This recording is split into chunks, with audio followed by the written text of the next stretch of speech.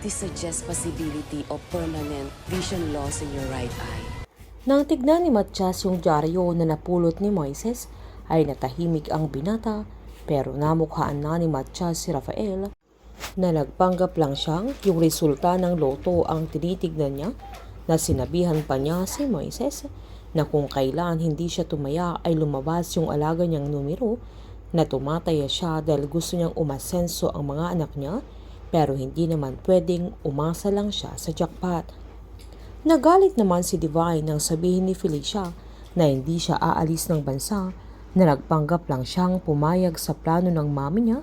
para tumigil na ito at hindi niya iiwan si Justin,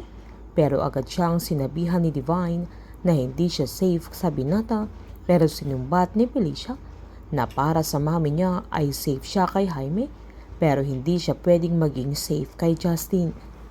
Pinaliwanag ni Divine na ginagawa niya yun para maitama ang mga pagkakamali niya at para mailayo siya sa gulo, pero sinumbat ng dalaga na hindi niya hinihiling na gawin niya ang bagay na yun, kaya hinawakan ng mami niya yung braso niya at nakiusap siyang kailangan niyang makinig at gawin niya yun para sa sarili niya, pero nangatwiran pa rin ang dalaga na noong nagkakaproblema sila ng daddy niya, ay si Justin lang ang nasa tabi niya na alam niyang hindi siya perfect, pero hindi niya iiwan ang binata, sabay ng laban ito kaya nahulog sa hagdan na nagsisisigaw si Divine. Habang binabasa naman ni Moises yung dyaryo ay nilapitan siya ni Maxine, kaya sinabihan niya ang dalaga na muntik nang makita ng tatay niya, kaya agad sinabihan ng dalaga na itapon na niya bago pa may makakitang iba at makilala pa si Rafael, na wala silang kalam-alam na nagtatago si Rafael habang pinagmamastan niya ang mga ito. Pinasigurado pa ni Maxine na hindi niya kailangang mag-alala dahil safe sila doon, na wag na nilang ipakita yung dyaryo sa tatay niya para maging sigurado ang lahat. Sinabihan naman ni Moises si Maxine na swerte sila sa tatay nila dahil inaalala niya ang kinabukasan nila ni Maki, kaya agad namang sinabi ni Maxine na ganun din naman si Mang Estong.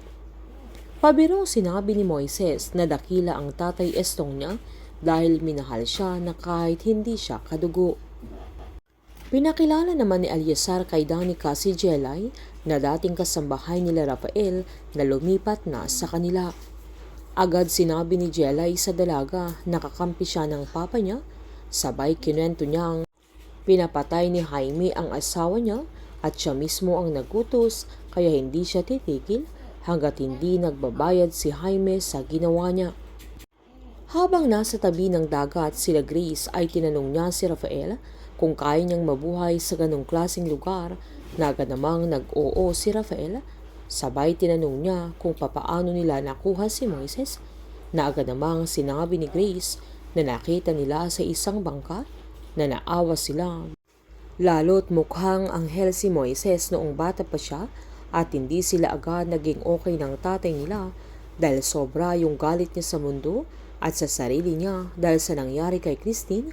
na si Moises ang napagbubuntungan niya, kaya tinanong ni Rafael kung hindi nila sinubukang hanapin yung nanay niya, na paniliwanag naman ni Grace na sinubukan din nila, lalo na si Moises, na masama pa rin ang loob niya dahil alam ng mga magulang niya kung saan siya iniwan, pero ni minsan ay hindi siya hinanap o sinirip man lang. Tinanong naman ni Rafael kung papaano yung nangyari kay Christine, na agad namang nanindigan ng dalaga na mananagot kung sinong pumatay sa ate niya. Sakto namang nag-live sila Shaira sa pagproprotesta nila Eleazar sa harapan mismo ng palasyo, na sakto namang nanood ng balita si Mathias kung saan flinas yung mukha ni Rafael na wanted, na agad pinatay ni Maxine kaya napagtanto ng tatay niya na totoo ang mga hinala niya. Pinangunahan ni Eleazar yung rally at nanawagan siya kay Vera Cruz na iwanan niya yung pwesto niya at ibigay sa taong nararapat, pero pinagpapalo sila ng mga pulis at nanlaban ang mga protestante, na sumali din si Eleazar. Habang kumakain naman sila Mathias ay napag-initan niya ang mga sagrados, na nasambit niyang kaalyado ng mga nakaupo sa pwesto sa lugar nila kaya hindi sila napapalitan at namanggit pa niya ang GSX at si Justine kaya tahimik silang lahat sa mga sandaling yan. Dahil naman sa sagupaan ni Eleazar at ang mga pulis ay pinaghahampas nila ang mga ito kaya natamaan ang mata ni Eleazar na dahilan na bububulag ang kanyang mata. Painit ng painit ang mga tagpo, sabay-sabay po nating subaybayan ang advance episode ng Pamilya Sagrado dito lamang po sa aking channel. Patuloy lamang po manood at mag-subscribe para ma-update po kayo sa mga susunod na episode. Marami pong salamat.